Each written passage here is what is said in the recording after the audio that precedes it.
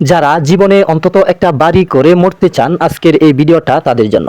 প্রিয় ভাই এবং বন্ধুরা, আপনারা যদি বাড়ি করেন ভবিষ্যতে, তাহলে বাড়ি করার আগে সর্বপ্রথম আপনাকে ভালো মিস্ত্রি কিংবা ভালো ঠিকাদার যাচাই বাছাই করতে হবে।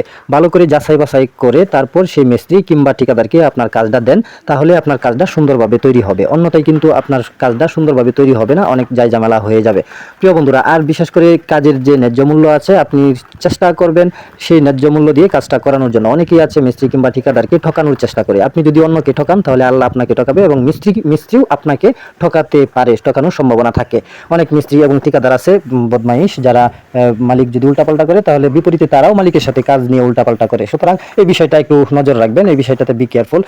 প্রিয় বন্ধুরা, অনেক কষ্ট করে টাকা ইনকাম করেন, মাথার ঘাম পায়ে ফেলে আপনি টাকা ইনকাম করেন, আর সেই কষ্টের টাকা দিয়ে আপনি স্বপ্নের বাড়ি তৈরি করতে চাচ্ছেন।